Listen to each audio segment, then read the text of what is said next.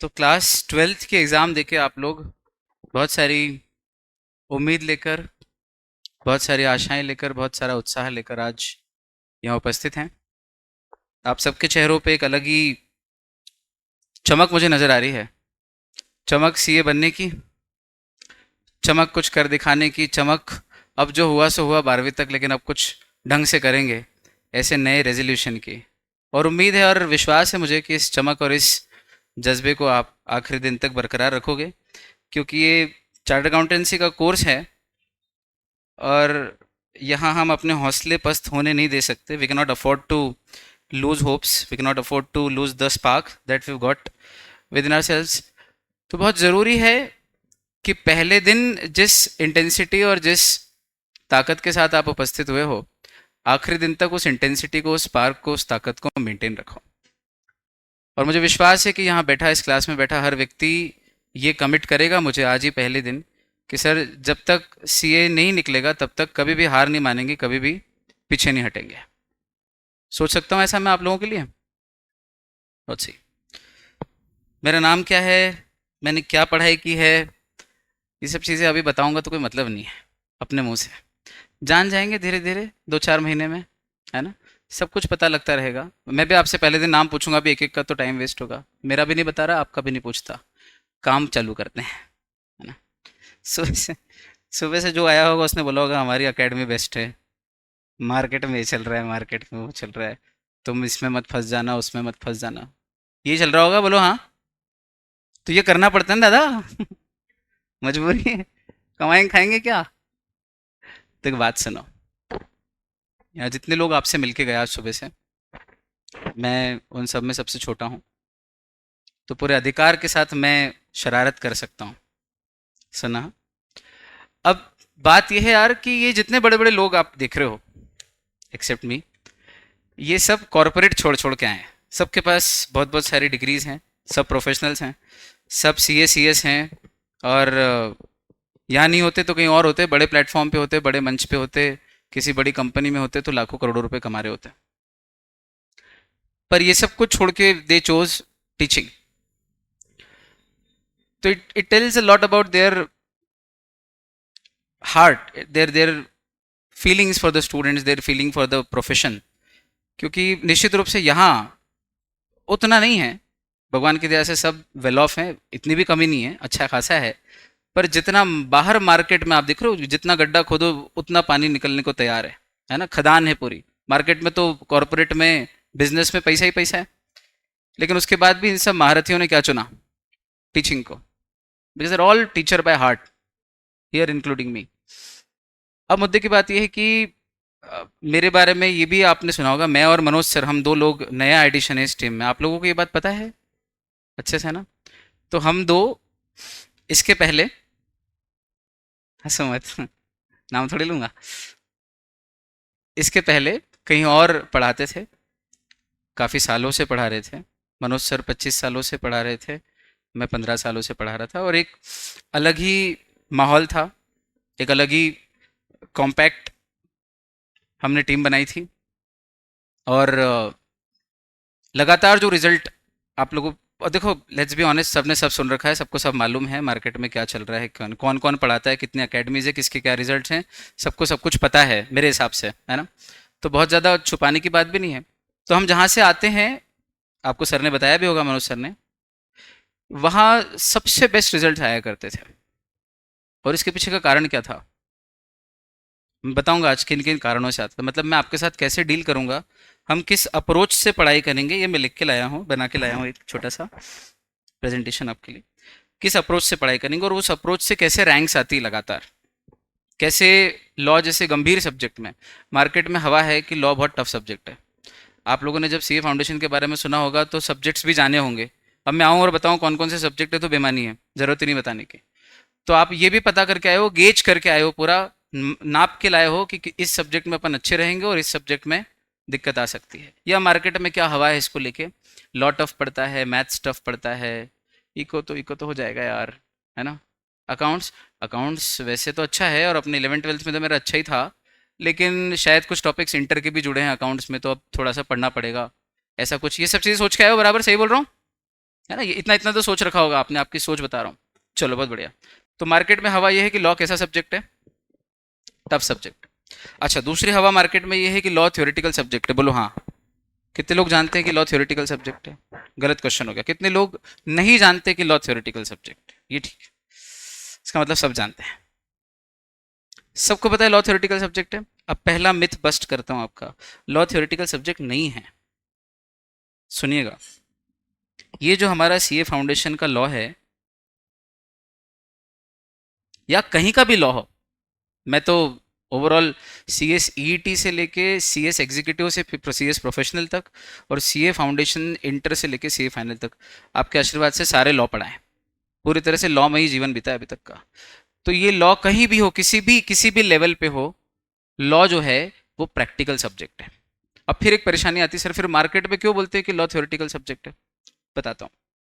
Law की जो पढ़ाई है ना, वो थ्योरेटिकल है, और लॉ की जो एप्लीकेशन है, इम्प्लीकेशंस हैं, वो प्रैक्टिकल है। It's a blend of practical and theory.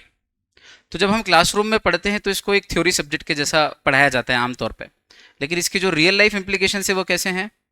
Practical. एक छोटे से उदाहरण से समझ लो कि देखो यार, अगर किसी कानून में लिखा हुआ है कि मर्डर करने की सजा इतने साल है, सी मान लो आईपीसी में लिखा है, इंडियन पिनल कोड में, भारतीय न्याय संहिता बीएनएस में लिखा है, या भारतीय नागरिक सुरक्षा संहिता में लिखा है कि मर्डर करने की ये सजा है, रेप करने की ये सजा है, किडनैपिंग करने की ये सजा है, तो क्या ये एक थ्योरी है जिसको लोग रट सकते हैं कि भाई फलानी धारा में फलाने सेक्शन में ऐसा लिखा और इतने साल की सजा है?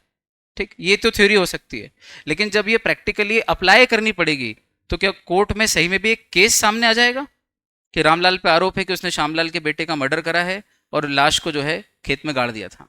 तो क्या ये प्रैक्टिकली केस कोर्ट में चलता है? जब वकील आपस में लड़ते हैं, बहुत सारी प्रैक्टिकल सिचुएशंस होती हैं जिनसे डील करना पड़ता है, और छोटी छोटी बातों पर लॉ की एप्लीकेबिलिटी बदल जाती है। काम करते हैं, चूंकि एग्जाम देने आए हैं, पढ़ाई करने आए हैं, तो सबसे पहले दिन पेपर देख लेते हैं, तो यही समझ आ जाएगा कि तैयारी करनी कैसी है सब्जेक्ट की। ये रहा पेपर, ये अभी सितंबर 24 का पेपर है। एक कोई सा भी क्वेश्चन रैंडम अपन देखते हैं इसके अंदर से। चलिए जी, ये देख लेते हैं, क्वेश्चन पढ़िएगा। On admission as a new partner, Amar agreed to be liable for the existing debts of the firm by an agreement signed by all partners, including Amar. Examine whether Amar will be liable in a suit filed by the creditor against the firm and all existing partners for recovery of the old debts of the firm. अब घबराना मत, मैं हूँ साथ में। ये देख के घबरा मत जाना कि यार ऐसे क्वेश्चन आ रहे हैं, तो देख के ही डर लग गया। जब तक पढ़ा नहीं तब तक हम शिखर जी जाते हैं हम, तो जब तक वो 27 किलोमीटर की चढ़ाई उतराई सब, एनीबडी जैन है ना, तो कितनी लंबी वो वंदना है पहाड़ की, तो 9 किलोमीटर चढ़ना है, 9 किलोमीटर की वंदना है पूरी, और 9 किलोमीटर उतरना है ना। या माउंट एवरेस्ट ले लो, या वैष्णो देवी ले लो, अमरनाथ ले लो, पर्वत को जब दूर से देखो तो कैसा लगता है, अरे बाप रे कैसे चढ़ेंगे, और फिर चढ़ना चालू कर दो तो a journey of 1000 miles begin with a single step, है ना, जापानीज प्रोवर्ब या चाइनीज, आई डोंट नो, पर प्रोवर्ब है, पुरानी कहावत है। तो चलना पड़ेगा। मैं चलते चलते आपको ये सब करवा दूंगा, ये आपके टिप्स पे आ जाएंगे ऐसे क्वेश्चन, आप देख के बोलोगे खुद दो, 1 मिनट भी नहीं लगेगा इसको सॉल्व करने में। पर क्वेश्चन की क्वालिटी देखो आप, क्वेश्चन क्या बोल रहा है। मतलब एक नया पार्टनर पार्टनरशिप फर्म में आया, उसका नाम क्या है? अमर। और अमर ने कहा कि भैया मैं तुम्हारी पार्टनरशिप फर्म में आया हूं, तो अब मेरे आने के पहले भी जो तुमने कर्जे ले रखे हैं, चिंता मत करो, वो भी मैं तुम्हारे साथ मिलकर चुकाऊंगा। अब टेक्निकली जो नया पार्टनर है, जनरली जो नया पार्टनर है, वो जिस भी दिन फर्म में एडमिशन होता है, उस दिन के बाद और उस दिन से लेके आगे तक जो भी फर्म करेगी, उसके लिए तो वो लाइबल है विथ अदर पार्टनर्स। लेकिन उसके आने के पहले जो जो भी एक्ट्स हैं, कर्जे हैं, डेट्स हैं, उनके लिए वो पार्टनर लाइबल नहीं होना चाहिए। यही रूल है, जनरल रूल तो यही है। लेकिन अब लॉ में इसका एक एक्सेप्शन भी है। पूछो क्या? कि अगर वो नया पार्टनर एडमिशन के टाइम पे खुद अग्री हो जाए कि मैं फर्म के मेरे आने के पहले के जो पास्ट डेट्स हैं, पुराने कर्जे हैं, उनके लिए भी लाइबल होने के लिए तैयार हूं, अपनी मर्जी से रेडी हो जाए, खुदकुशी से, सॉरी, खुद की खुशी से, सॉरी, तो क्या फिर वो लाइबल हो जाएगा? हाँ या ना? तब फिर वो लाइबल हो जाएगा। लेकिन इसमें भी एक कैच है। अब पूछो क्या? वो कैच ये है कि अब वो लाइबल तो हो जाएगा, लेकिन तब भी वो डायरेक्टली क्रेडिटर्स के प्रति लाइबल नहीं होगा, वो पार्टनर्स के प्रति लाइबल होगा। क्योंकि वो पुराने कर्जे हैं, और पुराने कर्जे जब वो लेने गई थी फर्म, तब वो नहीं था ना उन लोगों के सामने लेने, वो नहीं गया था, तो मैं उनके प्रति लायबल क्यों होऊंगा? मैंने तुमको कमिट किया है कि तुम्हारे पुराने वाले कर्जे में मैं भी कंट्रीब्यूट कर दूंगा। आ रही समझ में, आ रही बात? ठीक। तो किसके प्रति लायबल होगा वो? पार्टनर्स के प्रति होगा डायरेक्टली। थर्ड पार्टी या जो पास्ट क्रेडिटर्स है उनके प्रति लायबल नहीं होगा। ठीक, ये क्वेश्चन। अब ये तो पूरी थ्योरी है लॉ की, ये जो मैंने आपको अभी बोल के बताई हुई ये पूरी क्या है? लॉ की थ्योरी। ठीक, अब इसको इसमें अप्लाई करो। तो हुआ क्या है जरा देखो, इस केस में अमर ने अग्री किया कि मैं लायबल हो जाऊंगा पुराने डेट्स के लिए भी, वो पुराने डेट्स मतलब ओल्ड डेट्स, और अग्रीमेंट क्या है, उस पे अग्रीमेंट भी क्या है, साइन कर दी कि हाँ भाई मैं पुराने डेट्स भी चुकाऊंगा। किस किस ने साइन किए? सारे पुराने पार्टनर्स ने, इंक्लूडिंग जो नया आया है अमर, उसने भी। अब इंडियन पार्टनरशिप एक्ट के प्रोविजंस को ध्यान में रख के बताइए कि whether Amar will be liable in a suit filed by the creditor against the firm.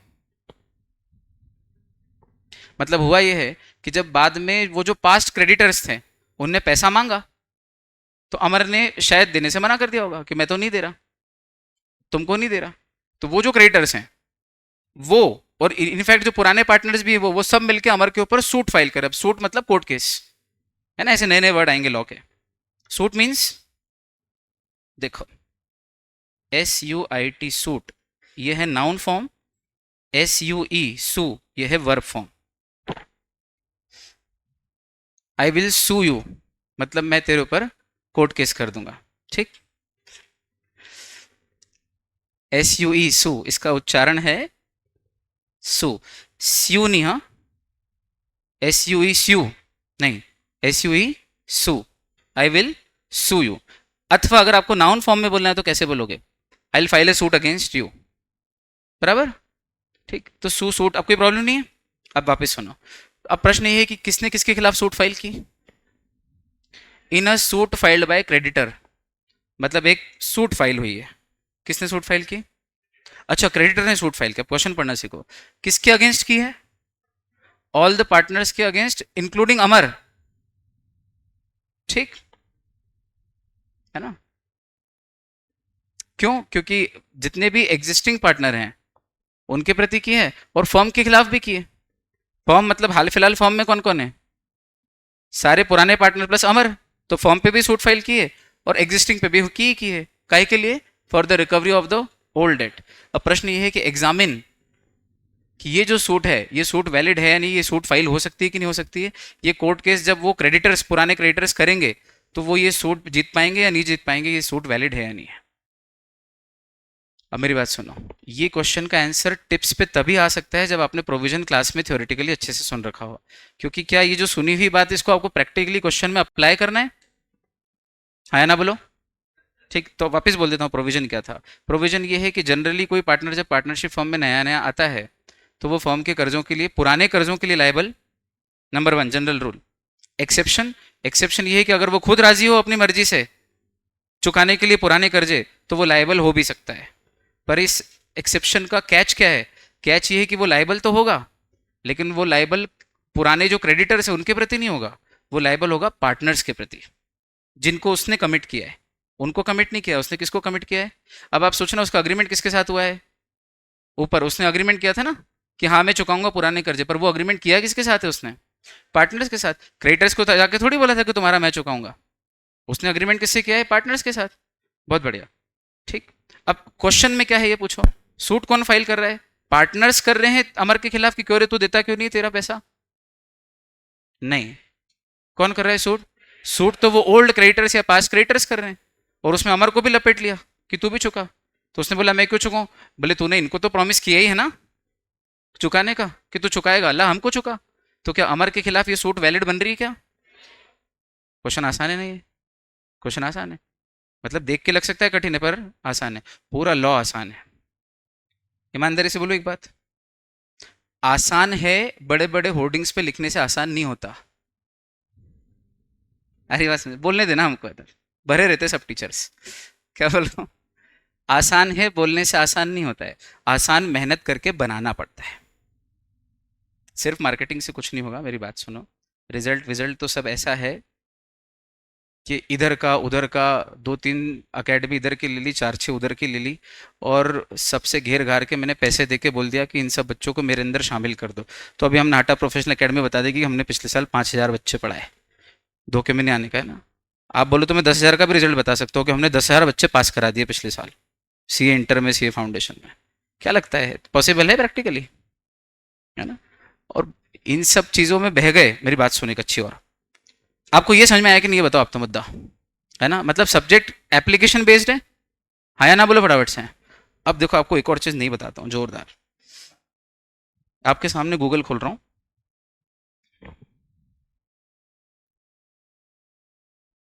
School में पढ़ानी चाहिए चीज़, नहीं बताते, नहीं पढ़ाते, पता नहीं क्यों। ब्लूम्स टैक्सोनॉमी पढ़ी कभी किसी ने? Bloom's taxonomy, anybody? नन? आज पढ़ो ब्लूम्स टैक्सोनॉमी। क्या चीज़ें देखना, हाँ। टैक्सोनॉमी का अर्थ होता है, इसका सीए से कोई रिलेशन नहीं है, टैक्स नहीं है ये, है ना। टैक्सोनॉमी अपने आप में एक वर्ड है जिसका अर्थ होता है क्लासिफिकेशन। टैक्सोनॉमी मीन्स क्लासिफिकेशन, और ब्लूम नाम का एक समझदार व्यक्ति है, उसने ये टैक्सोनॉमी दी। अब देखना ये टैक्सोनॉमी क्या जोरदार चीज़ है। ब्लूम का कहना है कि भाई ये जो क्लासिफिकेशन किया है हमने ह्यूमन ब्रेन का, ये नीचे से शुरू होता है ऊपर तक जाता है। अब इसका स्ट्रक्चर देखो आप, पिरामिडल है। आईआईएम लेवल पे जा रहा हूँ ना मैं, ये जो पढ़ाई का तरीका है आईआईएम में, आईआईएम आईआईटी लेवल रखेंगे या यूपीएससी के जो टॉप कोचिंग है वो लेवल रखेंगे अपन पढ़ाई का। प्योर कंटेंट लॉजिक की बात की जाएगी। मार्केटिंग तो पहले दूसरे दिन तो खैर बोलना पड़ता है बहुत सारी चीज़ें कि इधर उधर नहीं भग जाए बेचारा बच्चा, जाल में नहीं फंस जाए। बाकी आपको क्या होगा आगे मालूम है। और आप बहुत यहाँ इंटर में बच्चे पढ़ रहे हैं हमारे, जब हम वहाँ पढ़ाते थे तब के, तो मैं बताऊंगा आपको रिजल्ट भी, सब कुछ ओपन है एकदम, इसकी बात नहीं है। ध्यान देना, रिमेंबर पिरामिड है ये। देखिए इजिप्ट के पिरामिड, दुनिया जहान में पिरामिड है, ग्वाटेमाला में पिरामिड है, जंगलों में, एनीबडी नोज, है ना। तो पिरामिड क्या होता है, नीचे से बड़ा और ऊपर छोटा होते जाता है, और ऊपर जाके एकदम पीक पे एकदम पिनाकल सा, सब शिखर सा बन जाता है, पतली सी, जैसे मंदिर का शिखर होता है काइंड ऑफ। अब ये जो पिरामिड है ब्लूम के क्लासिफिकेशन है, इसमें आप देखो remember, understand, apply, analyse, evaluate और क्रिएट, पांच छह स्टेप लिए इन्होंने। अब आप ये चीज नोटिस करना कि रिमेंबर वाला जो मुद्दा है, रिमेंबर वाला जो ह्यूमन ब्रेन की कैपेसिटी है, वो सबसे नीचे है ना। ध्यान देना, वो सबसे नीचे है। ठीक, अब पिरामिड में या किसी भी हायरार्की स्ट्रक्चर में सबसे नीचे वो होता है जो सबसे लो लेवल का काम होता है। अब आप इसको ऐसे देखो, आप दूसरे नजरिया जो मैं आपको दे रहा हूँ उस नजरिए से देखो कि रिमेंबर करने का काम सबसे लो लेवल का, उससे थोड़ा बेटर बेटर लेवल का काम क्या है, समझने का। उससे बेटर लेवल का काम क्या है कि समझने के बाद उसको अप्लाई भी किया जा सके। उससे अच्छा काम क्या है कि ठीक है, अप्लाई अप्लाई भी बहुत लोग कर लेते हैं, एग्जाम में क्वेश्चन समझ में आ जाता है, उसमें अप्लाई कर देते हैं, फॉर्मूला और आंसर आ जाता है, लॉ का प्रिंसिपल अप्लाई कर देते हो और आंसर सही लिख के आ जाते हैं। ये भी मीडियोकर है, बीच में हो आप। इससे ऊपर क्या है, एनालाइज, क्या आप सिचुएशंस को एनालाइज भी कर सकते हो। उसके बाद इवेल्युएट, अब एनालाइज करोगे तो समराइज भी कर सकते हो, उसका क्रक्स भी निकाल सकते हो, और उसको ये भी बता सकते हो उसकी मार्किंग करके कि ये कितना सही है और कितना गलत है। और सबसे ऊपर क्या आता है, क्रिएट। और पूरी दुनिया को जो चलाते हैं वो क्रिएटर लोग होते हैं। बात समझ में आ रही है? चलाने वाला कौन, क्रिएटर। एक सिंपल एग्जांपल देता हूँ, भाई मेरे को डांस की स्टेप याद है। क्या स्टेप है डांस की, से शावा शावा माहिया से है ना, इस टाइप की कोई स्टेप देखी कभी, खुशी कभी गम। अब मेरे को याद है, कितने लोगों को याद है, बहुतों को याद है, बहुतों को याद है। तो याद याद रखना कोई बहुत बड़ी बात नहीं है। चलो अब मैं इस स्टेप को समझता भी हूँ कि ऐसा नहीं कि से शावा शावा, नहीं गलत हो गया है, से शावा शावा, ये वाला हाथ है तो ये वाला पाँव, ये वाला हाथ है, तो अंडरस्टैंड भी कर लिया, चलो ठीक। फिर अप्लाई भी करना आ गया कि ये गाना जब बजेगा तभी करना है ये स्टेप। मेरी आंखों में तू है समाया, नहीं, वो तो इमोशनल गाना है, तो अप्लाई भी कर दिया सही जगह पे। फिर एनालाइज भी कर दिया इस स्टेप को। कैसे एनालाइज कर दिया कि भाई जब राइट लेग उठता है तो हाथ नीचे जाता है, राइट भी एनालाइज भी कर दिया, इसको पूरी चीरफाड़ कर दी कि इसको एनालाइज कर दिया। उसके बाद इवेल्युएट भी कर दिया कि इस स्टेप में क्या सही है क्या गलत है। ठीक, आखिरी में क्रिएट, क्रिएट तो नहीं कराना हमने, क्रिएट तो फराह खान ने किया, क्रिएट तो फराह खान। अब उससे पूछा कि आपने कैसे क्रिएट किया ये स्टेप, ऐसे स्टेप, अब क्योंकि स्टेप कॉपी भी नहीं कर सकते आप, उस पर भी कॉपीराइट रहते हैं लोगों के, तो यार ऐसे नई नई स्टेप बनानी पड़ती कोरियोग्राफर लोगों को। धनश्री ने एक नई स्टेप बनाई, तो खूब सारा पैसा है ना उस स्टेप से। सरकाजम। बात समझ में आई। वो भी कोरियोग्राफर है, भी कोरियोग्राफर अपनी अपनी चाल चलता है, स्टेप बनाता है। तो खैर, तो उससे पूछा फराह खान से कि यार ये स्टेप आपने कैसे बनाया है? बोले कुछ नहीं। जो बहुत तेज दिमाग के लोग होते हैं, जो पिनाकल पे पहुंच चुके हैं, शिखर पे पहुंच चुके होते हैं, वो क्या करते हैं? वो लोग जो है क्रिएशन करते हैं, कॉपी वॉपी नहीं करते हैं। तो क्या क्रिएट किया, और जहां दिख जाए वहां से क्रिएशन निकाल लेते हैं। बोले यार मैं बास्केटबॉल का मैच देख रही थी, तो बास्केटबॉल के मैच में मैंने देखा कि यार बास्केटबॉल में क्या करते हैं कि एक पाँव ऐसे यूं आगे लेते हैं, और फिर उसके बाद बॉल को, बास्केटबॉल को ड्रिबल करते हैं। समझना बात को। बास्केटबॉल को मैं देख रहा था एक बार इंटरव्यू उसका, ड्रिबल, एनीबॉडी बास्केटबॉल, हाँ तो ड्रिबल ही बोलते हैं ना, गलत बोलूँ टोकना है। ड्रिबल करते हैं। अब ड्रिबल करने के बाद जब आगे तक पहुंच जाते हैं बास्केट के पास तक, तो फिर क्या करते हैं? ठीक, तो बोले यार मेरे दिमाग में आया कि यार ये भी बढ़िया स्टेप निकल बन सकती है। से शावा शावा, माहिया से शावा शावा। आया ना, बोलो। तो पैसा कौन कमा रहा है? ये जो अपने जैसे महिला संगीत में डांस करते हैं वो कमा रहे हैं, कि फराह खान कमा रही है? अपन अपना को बहुत अच्छा डांसर समझते हैं, पर हम तो रटी रटाई स्टेप करते हैं, खुद की कहाँ क्रिएट किया आज तक। बात समझ में आई क्या? ब्लूम्स टैक्सोनॉमी, आप बोलो तो क्रिकेट में लगा दूं इसी को, आप बोलो तो कॉम्प्रिहेंशन पैसेज में लगा दूं, जहां बोलो वहां लगा दूं। क्योंकि ये जो ब्लूम की टैक्सोनॉमी, एक बहुत ही बड़े विद्वान आदमी ने जबरदस्त चीज देके गया है, ह्यूमन माइंड का क्लासिफिकेशन है ओवरऑल। अब सुनना ध्यान से, लॉ में लगाते हैं। क्या लॉ में लिखे हुए प्रोविजंस को रिमेंबर करना बच्चों वाली बात है? कोई भी कर सकता है। किसी कोचिंग में अगर आपको टीचर 3 बार बुलवाए, 2 बार आप उनके पीछे बोलते हो, वो पूरा प्रोविजन क्लास के क्लास में रटा जाती है, डेफिनेशन क्लास के क्लास में रटा जाती है, और बाहर जाके बोलते हो कितना बढ़िया पढ़ाया, हमको सब क्लास के क्लास में याद हो जाता है, एग्जाम को लेके इतना कॉन्फिडेंस आ रहा है, मतलब आप सबसे नीचे हो। धोखा हो रहा है, बहुत बड़ा धोखा हो रहा है। अच्छा पढ़ाने के तो स्टैंडर्ड ही हमने कब से पीछे छोड़ दिए। बच्चों को बोलता हूँ कि बेटा कभी बाहर जाके भूल के भी फीडबैक मत ये मत देना कि बहुत अच्छा पढ़ाया, समझ में सब आया। इससे तो गंदा ही बोल देना, गाली दे देना। जादू किया ये बोलना किसी दिन अंत में, जब पूरे 4 महीने पढ़ ले उसके बाद लगे दिल से, तो ये बोलना, नहीं तो अच्छा पढ़ाया मत बोलना। अच्छा सब पढ़ा लेते हैं, 2-4 साल कोई पढ़ा ले तो अच्छा पढ़ाने तो लग ही जाता है। अच्छा पढ़ाने को अच्छा पढ़ाना थोड़ी बोलते हैं यार। आ रही बात समझ में आ रही है? कोई भी कर लेता है। तो मैं रटवाऊं आपको, गलत हो जाएगा यार, गड़बड़ हो जाएगी। रिमेंबर है वो तो। अच्छा एक चीज नोटिस करिए आपने, इसको ऐसे भी बना सकते थे। ऐसा क्यों बनाया? तो बोले ऐसा इसलिए क्योंकि एक तो ये नीचे से ऊपर बढ़ रहा है, और दूसरा इस लेवल पे बहुत लोग होते हैं, ये फैला हुआ लेवल है। रिमेंबर करने वाले लोग दुनिया में बहुत सारे हैं, भारी मात्रा में। ये तो आम लोग हैं, ये बहुत सारे हैं। अंडरस्टैंड करने वाले थोड़े से कम हैं, अप्लाई करने वाले और कम है, एनालाइज करने वाले और कम है, इवेल्युएट करने वाले जज वज बन जाते हैं, हिमेश रेशमिया, शिल्पा शेट्टी जैसे, वो और कम है। और असल में तो क्रिएट करने वाले ये दुनिया में सबसे कम लोग होते हैं, ये लीडर होते हैं, और यही दुनिया चलाते हैं। ये बोला थोड़ी देर पहले मैंने। बात समझ में आ रही है? तो लॉ को रिमेंबर करना, चलो अच्छी बात है, कर लेंगे। उससे ऊपर तो उठो, फिर समझना ही बहुत, क्लास में जो पढ़ाया सब समझ में आया, तो भी दूसरी स्टेप तक पहुंचे ना, वो भी कोई बहुत बड़ी बात नहीं है। दूसरी स्टेप, हाँ अब क्वेश्चन आते हैं, तो किस क्वेश्चन में क्या आंसर लगेगा सोचना आ गया, वो तुरंत अप्लाई कर देते हैं कि हाँ यार इस क्वेश्चन को, केस स्टडी क्वेश्चन है, कहानी बनाई अमर ने विमल को ऐसा किया, तो बताइए क्या लगेगा, और इसमें हम पूरा लॉ का प्रोविजन अप्लाई करके लगा देते हैं। अप्लाई करना भी आ गया, चलो यार अभी बीच की स्टेप तक आ गए, मजा आया। ठीक, उसके बाद एनालाइज। अब यहां से चालू होता है मेरा एलएलबी, या सीए की पढ़ाई यहाँ तक है, सीए का लॉ यहाँ तक है, वो आपसे इतना ही एक्सपेक्ट कर रहे हैं, और मैं यहाँ तक ले जाने की कोशिश करूँ आप, कि किसी दिन देश की संसद भवन में बैठ गए, आप में से और हम में से कोई व्यक्ति आगे जाके बैठेगा संसद में, मालूम है ना आपको ये बात?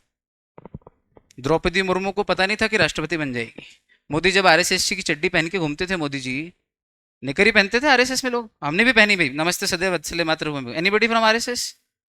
बहुत बढ़िया, कम है, गुड। हम नहीं पहनी बचपन। तो मोदी जब आरएसएस की निकर पहन के घूमते थे, खाकी वाली, किसको पता था कि भैया आदमी दुनिया का लीडर बनेगा, देश तो छोड़ो दुनिया का टॉप लीडर बनेगा। तो आप में से कोई पार्लियामेंट जा सकता है कि नहीं, ये बताओ, याद रखना है आज की बात। जा सकता है। जाएगा तो वहां पे बैठ के क्या बनाते हैं? कानून बनाते हैं दादा, क्या बनाते हैं?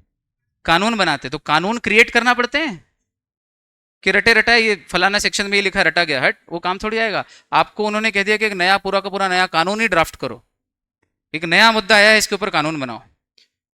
कंप्यूटर आया, इंटरनेट आया, तो आईटी एक्ट आया, बोलो हाँ। अब एआई आ गया है तो क्या एआई के ऊपर कानून आएगा नया? नहीं तो आपके मेरे सबके गंदे वीडियो वायरल होने वाले थोड़े दिन में, फिर आके कंफर्म करना सर आपका ही है क्या? बात करें आज इसमें और समस्या हो जाएगी, पूछो क्या। आदमी सही वीडियो बनाएगा और बाद में सीधा बन जाएगा ये मेरा थोड़ी, ये तो एआई है। वो चक्कर होने वाला है दादा आने वाले समय में। मैं विजन दे रहा हूँ आपको, एआई बहुत खतरनाक चीज होने वाली है। तो एआई के ऊपर कानून लाना पड़ेगा कि नहीं लाना पड़ेगा? तो कानून बनाना पड़ेगा। तो कानून बनाएगा कौन? आपके मेरे जैसे बुद्धिमान लोग जो पार्लियामेंट में बैठेंगे, जो यूपीएससी से पास होके आएंगे, ये सब मिल बैठ के पूरा ड्राफ्ट तैयार करेंगे और फिर पार्लियामेंट में संसद में बिल पास करेंगे बराबर। तो लॉ क्रिएट करना पड़ेगा, मैं लॉ में जा रहा हूँ अभी पूरा। हाँ, लॉ क्रिएट करना पड़ेगा कि नहीं करना पड़ेगा? अरे संसद भवन में खड़े होकर लॉ को इवेल्युएट भी करना पड़ेगा कि जब कोई फलाना व्यक्ति बिल पेश करेगा कि ये कानून बनाना है, तो हमने इवेल्युएट कर रखा है पहले से कि इस कानून की फलाना धारा में गलती, ये सुधारो नहीं तो देश में दंगा हो जाएगा। एनालाइज भी करना आना चाहिए कि इसके इसके आगे जाके ये इंप्लीकेशंस होने वाले, देश में दंगे हो सकते हैं। एनालाइज इवेल्युएट करना सीखेंगे और क्रिएट करना भी सीखेंगे। ऐसी लैंग्वेज पे पकड़ बनाएंगे लॉ की, एक एक वर्ड की चीरफाड़ करके, है ना। अभी मैंने वर्ब नाउन करा था आपके सामने, क्यों करा बताओ? ये नहीं करेंगे जब तक, तब तक लॉ इंटरप्रेट नहीं कर सकते। क्योंकि पूरा लॉ कौन सी लैंग्वेज में लिखा है? इंग्लिश में ही। अब जितना भी लॉ पढ़ रहे कौन सी लैंग्वेज में? इंग्लिश में। और जब तक कि इंग्लिश लैंग्वेज पे पकड़ नहीं होगी, आप लॉ का करेक्ट इंटरप्रिटेशन नहीं कर सकते। तो इंग्लिश से भी खेल खेलेंगे ताकि हम सही तरह से एनालाइज कर सकें, इवेल्युएट कर सकें, और कल को जरूरत पड़े तो उस लॉ को उस लैंग्वेज में क्रिएट भी कर सकें। नहीं विश्वास हो तो पीयूष पीयूष गोयल का नाम सुना है क्या आपने? एनीबडी? कौन है पीयूष गोयल जी? कौन है?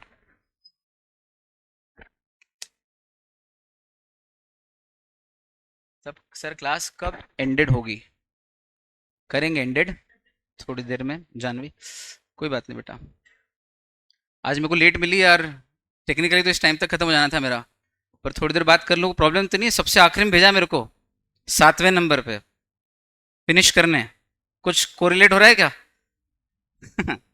किसी को बताने का नहीं। हाँ, तो मुझे बताओ क्या पूछ रहा था? पीयूष गोयल कौन है? इतने में तो गूगल कर लेते यार, बेईमानी करना भी नहीं आती। कौन है? बैठे मुंह लग। अरे देश के मंत्री है, कैबिनेट मंत्री दादा। अब पूछो पीयूष गोयल क्या है? जानते हो आप, है ना, चार्टर्ड अकाउंटेंट है। CA final all India rank 2 है। CA final all India rank 2। चलो और मजे की बात बताऊं, Delhi university LLB honours rank 1। अरे बात समझ में आ रही है? हल्की मतलब ऐसा नहीं कि बहुत तगड़ा क्रेडेंशियल है पीयूष गोयल सर का। तो पीयूष गोयल जी अभी संसद में बैठते हैं तो कानून बनाते कि नहीं बनाते? He is the law maker of India, क्योंकि इतने सारे 543 लोग बैठ के वहाँ कानून ही बनाते हैं। One of them is him, वो भी बैठ के बनाते हैं। और फिर कोई कानून जब ड्राफ्ट बन के आता है तो उसमें एडिट करना, ये लाइन सही नहीं है, ये जोड़ना, ये घटाना, ये कौन कर सकता है?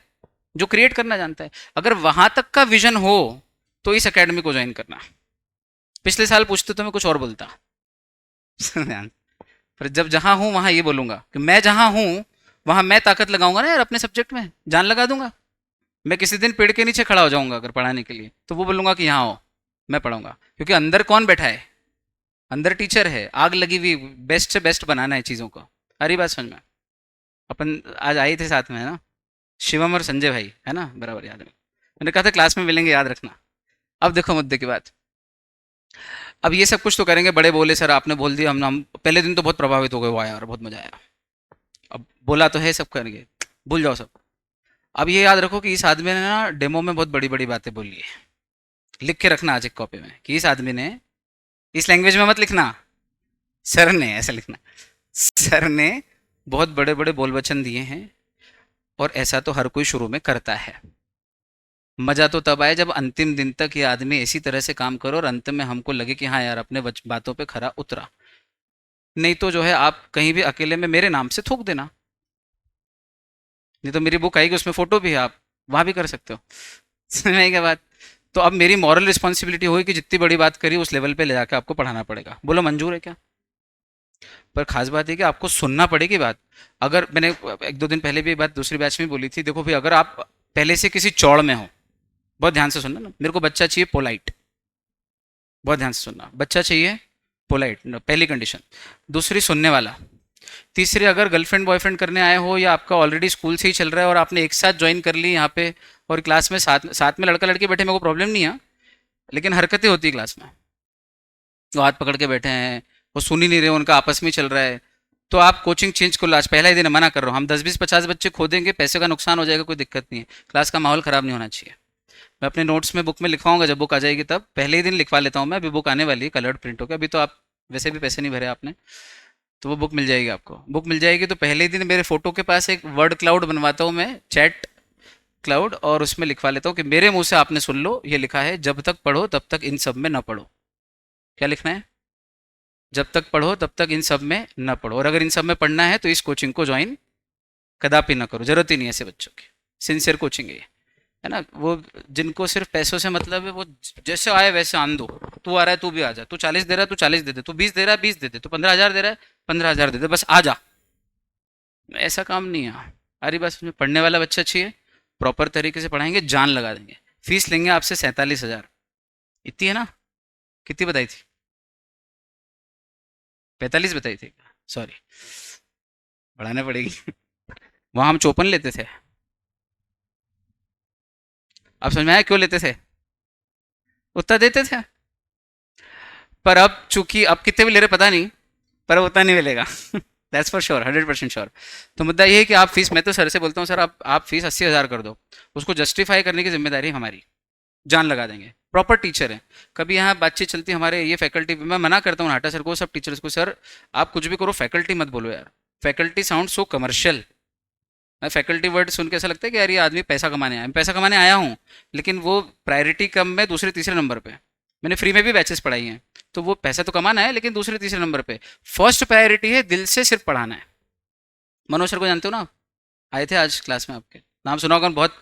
इंदौर के 70 से 80%, in fact 80 85% chartered accountant Manoj sir के स्टूडेंट है। नहीं विश्वास हो तो इधर उधर घूम घाम के पूछ लेना, आप मनोज सर के स्टूडेंट हो, तो बहुत रैंडम लोग बोलेंगे हाँ हम उनके स्टूडेंट है, सीनियर चार्टर्ड अकाउंटेंट्स। और कोई आपके सामने खड़ा है वो भी मनोज सर का स्टूडेंट है, आई मी माई सेल्फ। तो मुद्दा ये है कि मनोज सर के होटल वोटल है, आपने सुना होगा, बहुत बड़ा होटल है वहीं उसी बिल्डिंग के पास में, किसी ने, एनीबडी नोज? हाँ, बहुत लंबा चौड़ा कामकाज है, मतलब जगह जगह प्रजापत समाज के इंडिया लेवल के टॉप पोस्ट पे हैं, अध्यक्ष हैं। करोड़ों प्रजापत समाज के लोग हैं भारत में, उसके अध्यक्ष हैं। मतलब किसी बड़े नेता को जो प्रजापत समाज के वोट चाहिए होते हैं, तो बोले यार मैं ये फलाना 2 नंबर से खड़ा हूँ, यहाँ पे प्रजापत समाज के कितने वोट हैं? तो मनोज सर से पूछते हैं, बोले सर, बोले 40,000 वोट है। बोले यार दिलवाने, यार जो करना है करो मनोज सर। तो मनोज सर का एक फ़ोन जाता है और वो आदमी के एक मेरिट नहीं लगता है, सारे वोट मनोज सर के कहने पे प्रजापत समाज के उस नेता को पड़ जाते हैं और वो सीट जीत जाता है। इतना पावर है उस व्यक्ति के हाथ में। सीनियर चार्टर्ड अकाउंटेंट, हजारों की संख्या में चार्टर्ड अकाउंटेंट बना दिए 2500 सालों से, ठीक। उसके बाद पैसा बात ही नहीं, रहन सहन से कभी नहीं लगेगा, अटायर से या शो ऑफ से कि भाई कोई बहुत बड़ी चीज़ है। बहुत ही हम्बल, बहुत ही ग्राउंडेड, बहुत ही मॉडेस्ट। आपसे बात करेंगे तो ऐसा लगेगा कि अरे यार ये तो जस्ट अनदर गाय है, मतलब ठीक है।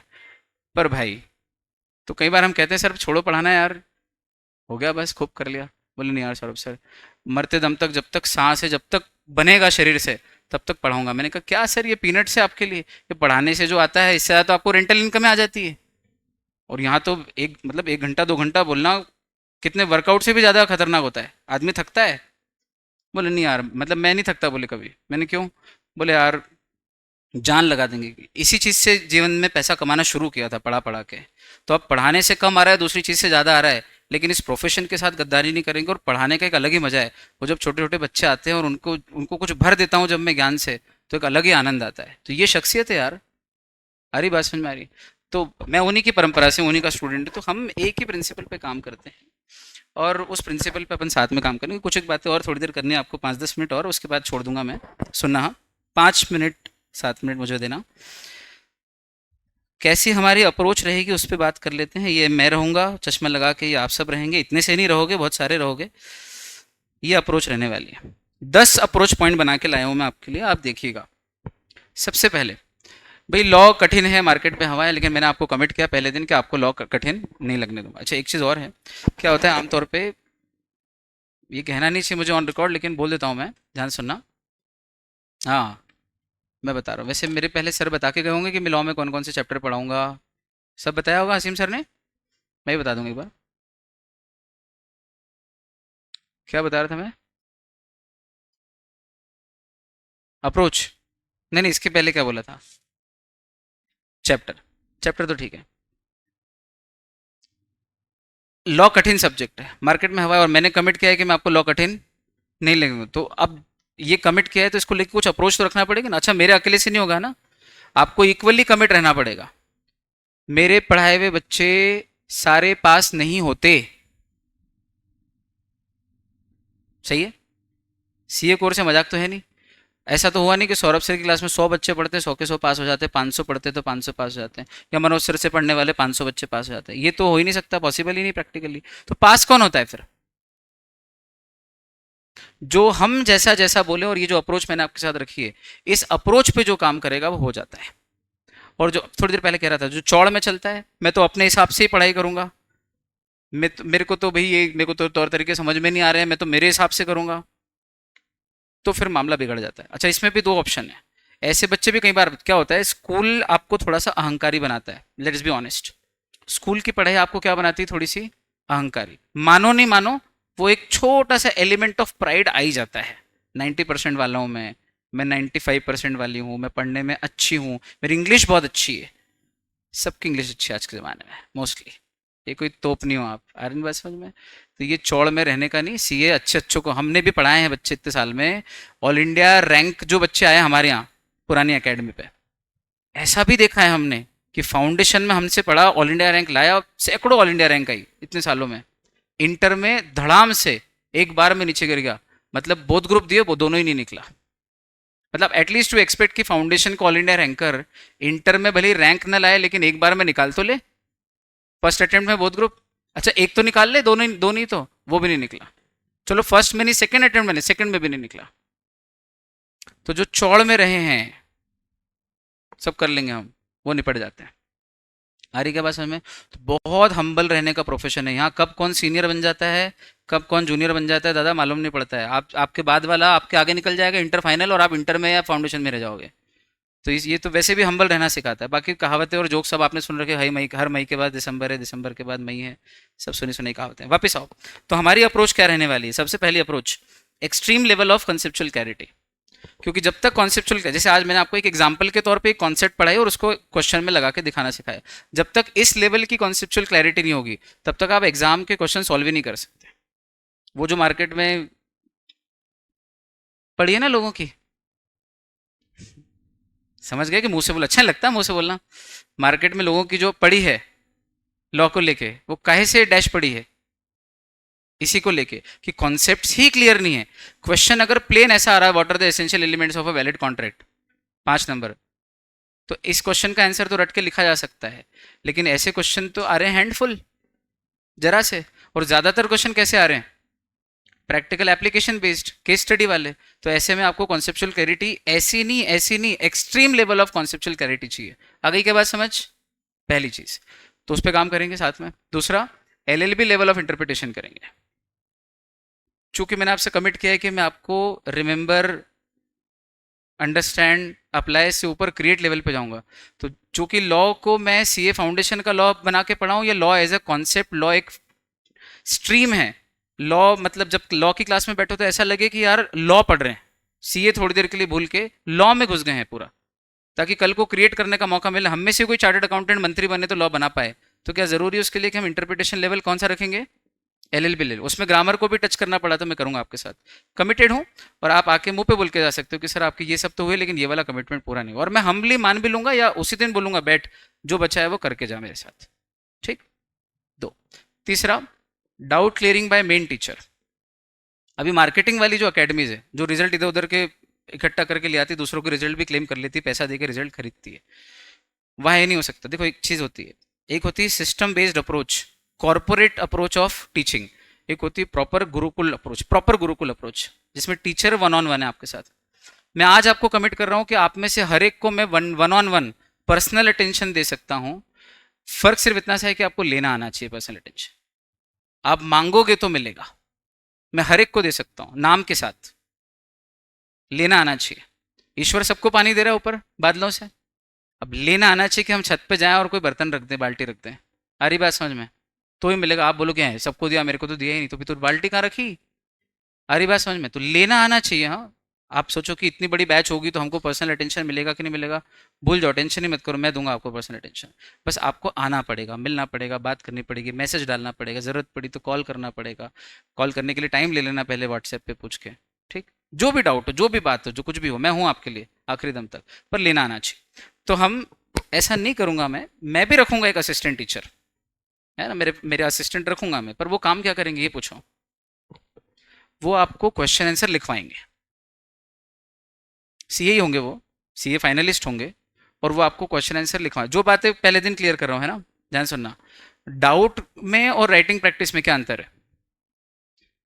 डाउट में आपने कॉन्सेप्ट पढ़ी, कॉन्सेप्ट पढ़ने के बाद उसके कॉन्सेप्ट में कुछ उलझन है थोड़ी सी कि ये सर एक बार और समझा दो, ये सेंटेंस समझ में नहीं आया, लॉ की लैंग्वेज में लिखा है, तो वो मेरा काम है ना यार, क्योंकि मैंने पढ़ाया क्लास में और डाउट किसी और से दिलवा दिया आपको, और उसने कुछ और तरीके से बता दिया, तो पूरे ही उलझ जाएगा, वो हौच पौच हो जाएगा। तो ये बदमाशी है। अगर आप मेन टीचर पढ़ा रहे हो और अगर मेन टीचर डाउट नहीं ले रहा है तो कदापि वो अकेडमी ज्वाइन नहीं करनी चाहिए।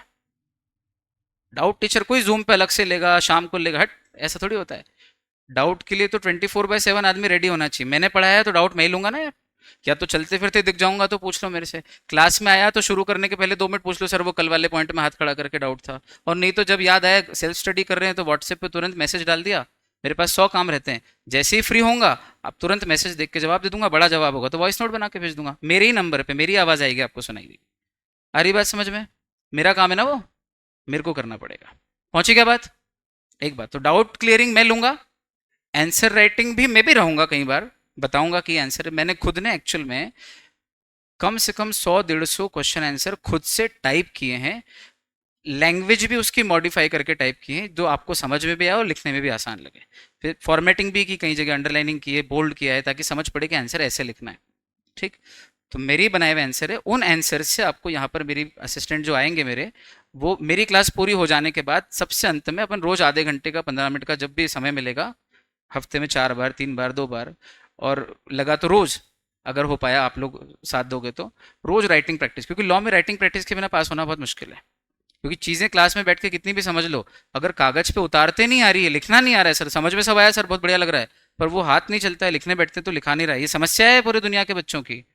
और इस समस्या चूंकि आइडेंटिफाई कर चुके प्रॉब्लम पहले ही, तो सारा सॉल्यूशन निकाल के रखा है, अब बस साथ देते जाना, करते जाना। 2 बात समझ में आई? 3 बात। चौथी चीज, अपना जो स्टडी मटेरियल है वो इंदौर में बेस्ट है, नहीं नहीं, सेंट्रल इंडिया में, हट, इंडिया में बेस्ट है। क्या बोला? India best? ऐसे कैसे, इतनी हवाबाजी सर?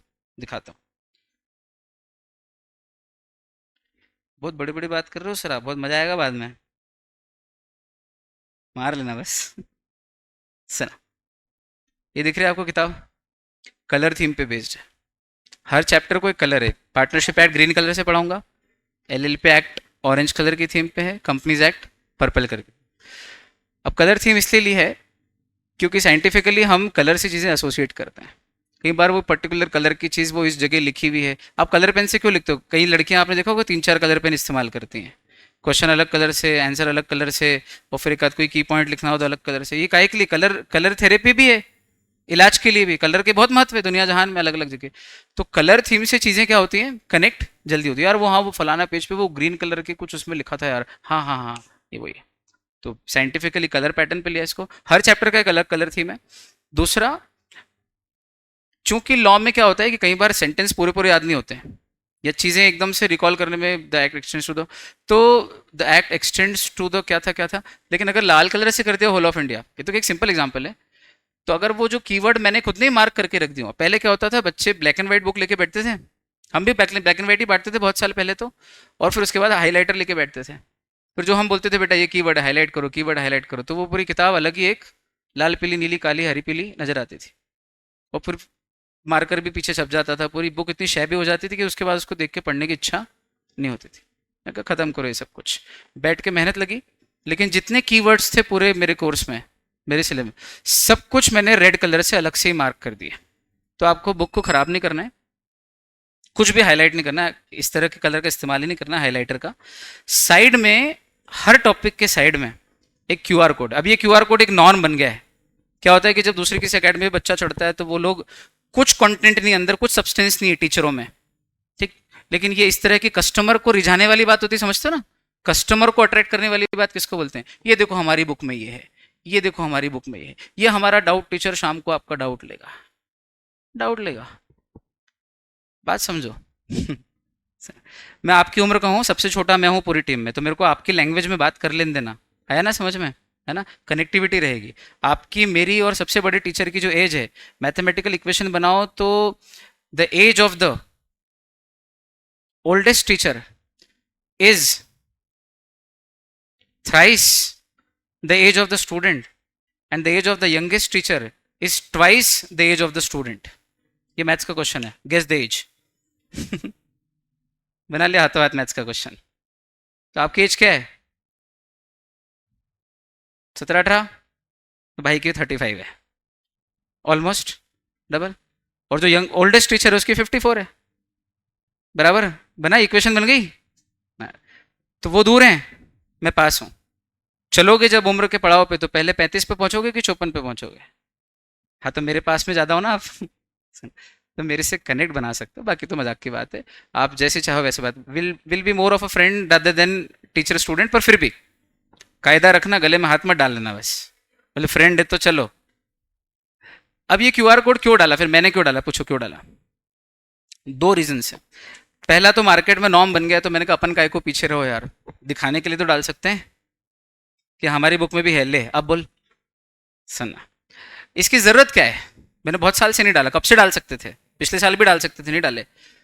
बच्चे बोलते थे सर क्यों नहीं डाले, तो मैं बताता, देखो इसलिए जरूरत नहीं है क्यूआर कोड डालने की, क्योंकि ये क्यूआर कोड जनरली डाउट के लिए होते हैं कि बच्चा मान लो ये टॉपिक पढ़ रहा है, जैसे कि ये हेडिंग चल रही है हमारी, definitions under the Indian partnership act, और ये टॉपिक पढ़ते पढ़ते बच्चे को कहीं डाउट आया, तो डाउट आया तो वो तुरंत अपना मोबाइल निकालेगा, गूगल लेंस या जो भी क्यूआर कोड की स्कैनर के ऐप है वो खोलेगा, और ये क्यूआर कोड को स्कैन करेगा, लिंक आएगी, लिंक पे क्लिक करेगा तो तुरंत एक छोटा सा 2-4 मिनट का वीडियो चालू हो जाएगा, और झट से उसको 2x की 1.5x की स्पीड पे सुन के 2 मिनट के अंदर अंदर तो उसको पूरी कॉन्सेप्ट का डाउट क्लियर हो जाएगा। तो यार मजा तो ये है ना कि डाउट आए ही ना। भाई मैं डाउट के लिए क्यूआर डालूं क्यों? क्योंकि मैं पहले से ही डाउटफुल हूं खुद ही, खुद पे, कि मेरे सब्जेक्ट में पढ़ाए हुए में बच्चे को डाउट आएगा, तो कभी डाउट आएगा तो इससे क्लियर कर लेगा। अच्छा, ये टीचर को आलसी बनाता है, पूछो क्यों? कभी कभी ऐसा भी हो सकता है मैं ऊपर ऊपर से पढ़ा दूं, ठीक, फिर बच्चे को उस समय तो समझ में नहीं आता क्या पढ़ाया, ऊपर से पढ़ाया नीचे से पढ़ाया, उसके बाद जब कभी घर जाता है और थोड़ा बहुत ऊंच नीच कम समझ में आता है तो क्यूआर कोड से छोटा सा वीडियो देख के क्लियर हो जाता है, तो क्लासरूम की मेहनत कम होने, इसमें तो मैं मक्कार बन जाऊंगा एक दिन कि छोड़ो यार क्यूआर कोड डाल तो रखा है पढ़ ले। तो मैं अवॉइड कर रहा था क्यूआर कोड, और अब जो मैंने क्यूआर कोड डाला, ध्यान से देखना, वो डाउट के लिए नहीं डाला। मेरे क्यूआर कोड का अर्थ क्विक रिस्पॉन्स कोड नहीं है, इस क्यूआर का अर्थ है क्विक रिवीजन कोड, कि डाउट तो साला आने नहीं दूंगा, पूरी मेहनत करूंगा जान लगा के, आ जाए तो फिर सॉफ्ट ईगो हर्ट हो गया ना, हम पढ़ाए और डाउट आ जाए, मतलब क्या फिर इतनी फीस भरने का बच्चे का, डाउट नहीं आने दूंगा। फिर भी कभी आया तो मैं बैठा हूँ वो भी क्लियर करने के लिए, ठीक। तो फिर वीडियो का के लिए, वीडियो ब्रशअप करने के लिए, कि जब रिवीजन करेंगे और लगा कि यार पढ़ाया तो अच्छा था, डाउट भी क्लियर है, थोड़ा सा भूल रहा हूँ मैं, तो क्या करने का, फटाफट से ये वीडियो खोलने का, क्लास में जो कंसेप्ट अपन ने 1.5 घंटे में समझी वो यहाँ पर 2 मिनट में फटाफट से क्विक रिवीजन में आपका हो जाएगा। छोटा सा स्कैनिंग भी आपको दिखा देता हूँ मैं, 1 मिनट लगेगा, आप देखिएगा, क्योंकि इसमें एक बहुत खास बात है वो बताना चाह रहा हूँ मैं आपको।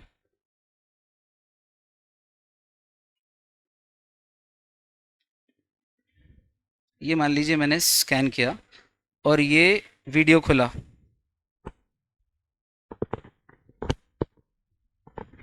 Partnership is the relation between खुल गया? पर्सन्स प्लूरल, यानी इसको दो 2 से मिनट ज्यादा लोग। रोको। अब इस वीडियो के डिस्क्रिप्शन बॉक्स में जाइए, क्या बात है,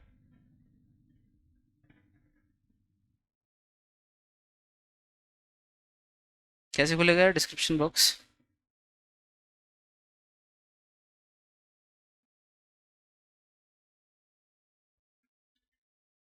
चलो मैं ऐसे ओरली बताता हूँ आपको किया क्या है। तकरीबन 70+ क्यूआर कोड है मेरे 3 चैप्टर मिला के, और उन 70+ क्यूआर कोड में हर क्यूआर कोड को स्कैन करते ही वीडियो खुलेगा, छोटा सा 2-3 मिनट का, 2-4 बड़े हैं, बाकी छोटे छोटे वीडियो हैं, और उसके डिस्क्रिप्शन बॉक्स में उस टॉपिक से रिलेटेड क्वेश्चन आंसर डाल रखे हैं। डिस्क्रिप्शन बॉक्स में उस टॉपिक से रिलेटेड क्वेश्चन आंसर डाल रखे हैं। मतलब आज अगर आप घर गए और घर जाने के बाद आपने कहा आज की पूरी पढ़ाई हो गई, फटाफट से समराइज कर लेते हैं इसको, ये क्यूआर कोड को स्कैन किया, स्कैन करने के बाद वीडियो खुलेगा, वीडियो देखा तो देखा, और नहीं तो उस वीडियो के डिस्क्रिप्शन बॉक्स के अंदर उस टॉपिक से रिलेटेड एक या किसी में ज़्यादा क्वेश्चन पूछे हो, पुराने क्वेश्चन जो आईसीआई ने पूछ रखे, MTP, RTP, PYQ, past year questions, PYQ, MTP mock test paper, RTP revision test paper, याद रखना ये तीनों फाइनल तक काम आएंगे। एमटीपी, आरटीपी, पीवाईक्यू, बोलना जरा एक बार, MTP, MTP, MTP, RTP, PYQ, और ये हमेशा सॉल्व करने ही करने हैं, चाहे फाउंडेशन के 4 सब्जेक्ट हो, इंटर के 6 सब्जेक्ट हो, फाइनल के 6 सब्जेक्ट हो, कभी भी पढ़ाई करना तो एमटीपी, आरटीपी, पीवाईक्यू अच्छे से लगा के जाने का।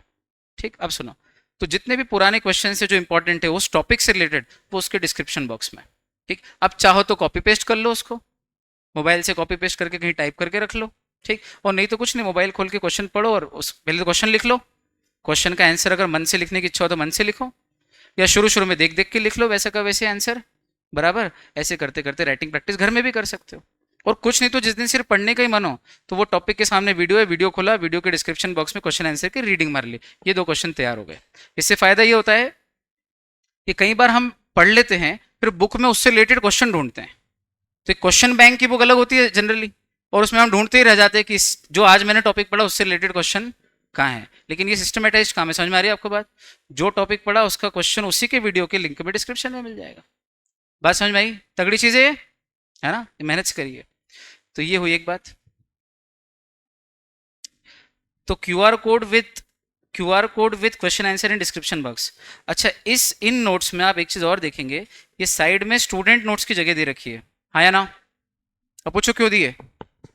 ताकि अगर मैं यहाँ कुछ पढ़ाऊँ और पढ़ाते पढ़ाते एक बढ़िया सा एग्जाम्पल दिया, पार्टनरशिप ऐड का, कंपनीज ऐड का, तो फटाफट बच्चे ने यहीं के यहीं लिख लिया। अब और कहीं जगह नहीं रहती कई बार किताबों में, आड़ा टेढ़ा इधर उधर लिखो तो बहुत शैबी सा लगता है, बाद में किताब पढ़ने की इच्छा नहीं होती है।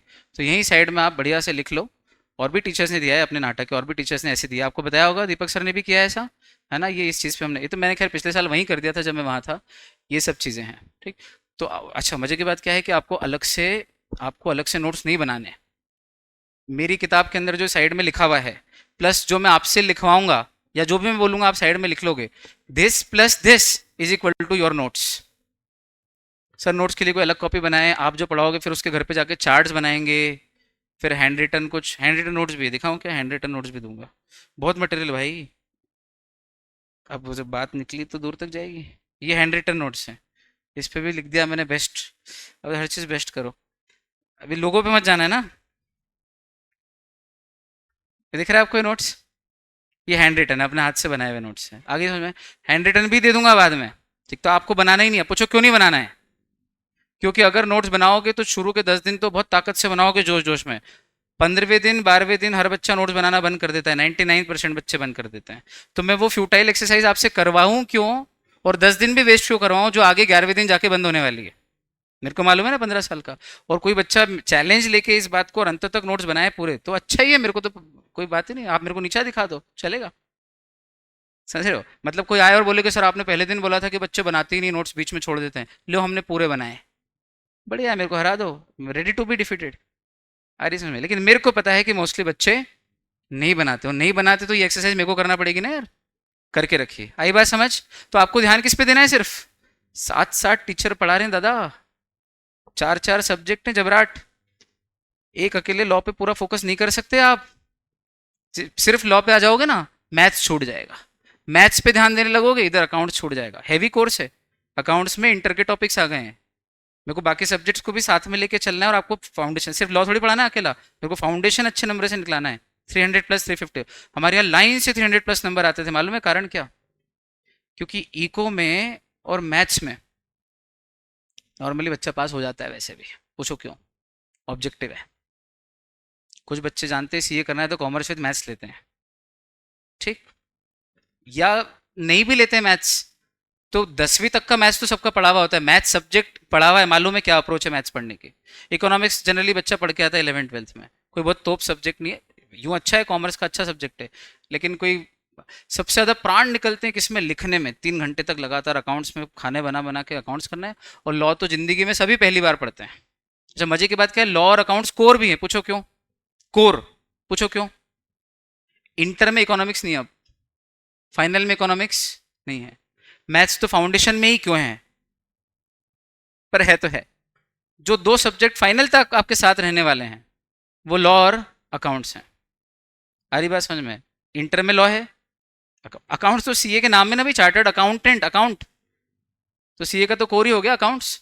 तो अकाउंट्स और लॉ, ये दो सब्जेक्ट हमेशा डिसाइडिंग फैक्टर होने चाहिए आपके लिए, किसी भी जगह जाना। ये दो डिसाइडिंग फैक्टर है। इसमें जरा झोल करा भाई, करियर बर्बाद हो जाएगा। और फिर कह रहा हूं, पास कराना बाएं हाथ का खेल है, और बहुत सस्ता काम है। सिर्फ पास होना हो तो कहीं भी चले जाना। ये तो छोड़ो, सेल्फ स्टडी से भी पास हो सकते हो। पास होना कोई तरीका, पास होने के लिए आए क्या यहाँ पे? 85% of Indian graduates are unemployable, study ने बोला है ना। बिजनेस स्टैंडर्ड करके एक मैगजीन है, मैं जो बोल रहा हूँ उसको गूगल करना। आर 80, मोर देन 80% ऑफ, या more than half of the, ऐसा बोल देना, are more than half of the graduates unemployable. Google search करना, कुछ ना कुछ आएगा रिजल्ट।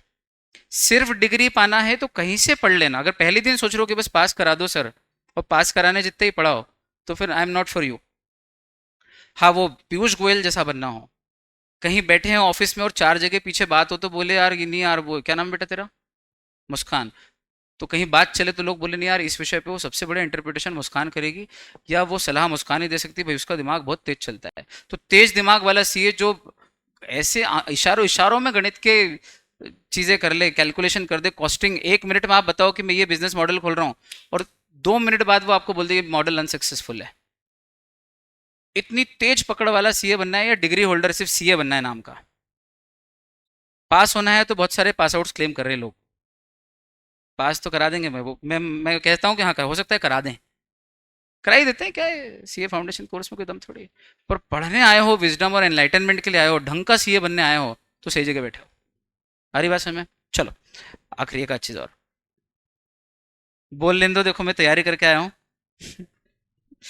राइटिंग प्रैक्टिस 2 मिनट और बस। अब मैं जानता हूँ कि इनको ये पूरे कत्लेआम हो रखा है, सुबह से बैठे हैं यहाँ पे, पर पहला दिन है आज, फिर कल से आपको थोड़ा हम रिलैक्स करेंगे, चिंता मत करो। राइटिंग प्रैक्टिस क्लास में कराएंगे।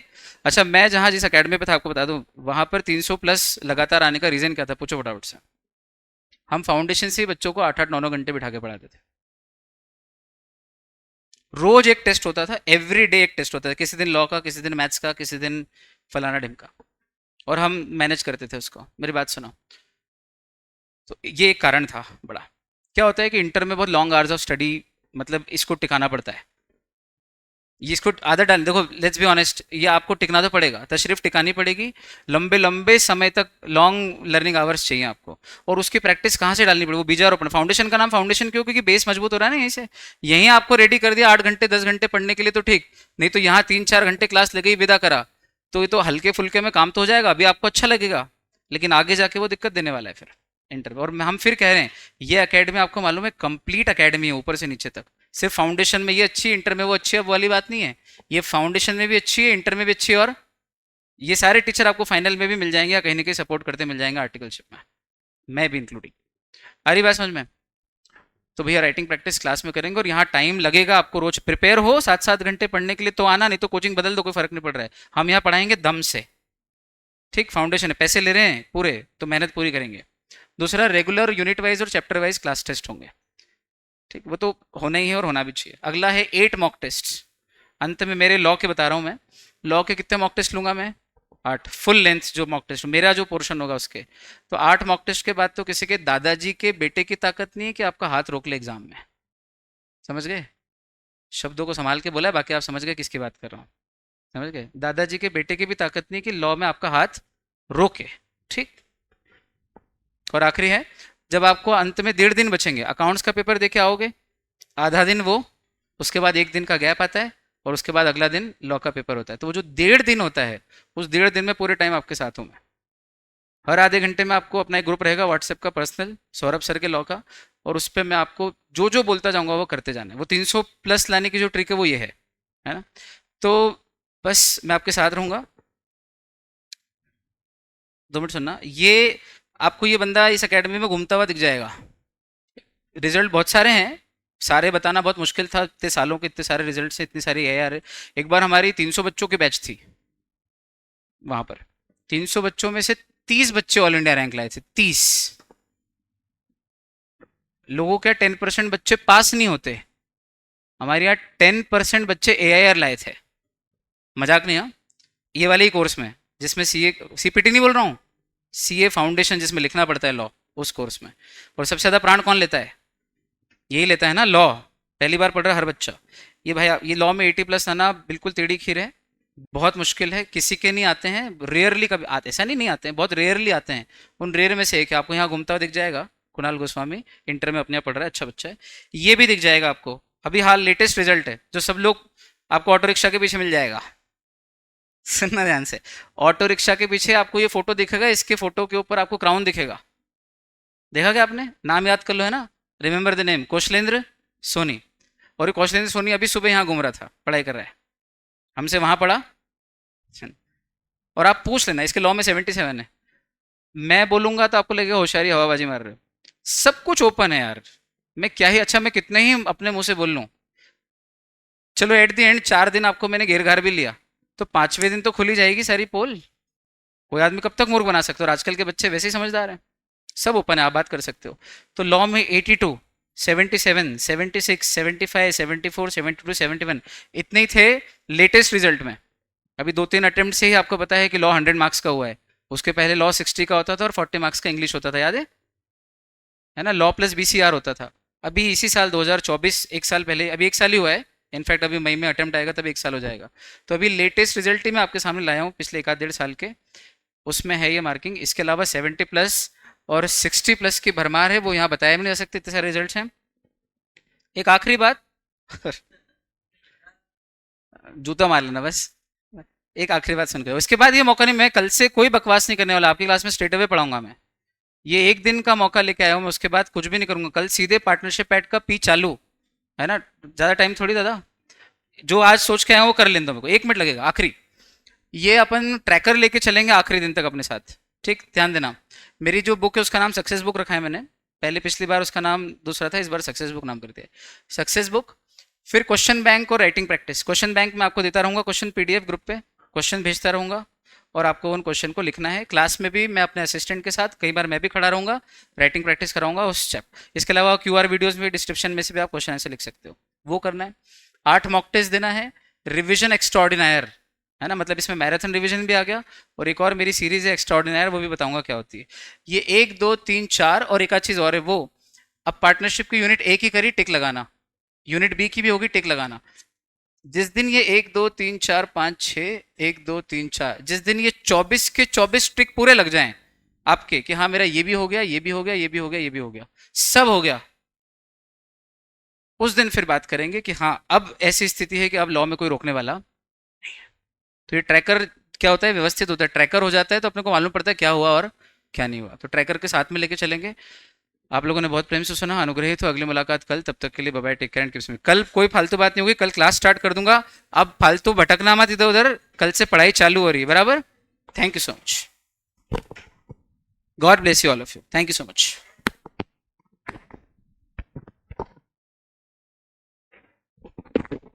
सब ऑनलाइन बच्चों को भी प्रणाम बेटा, बाय बाय।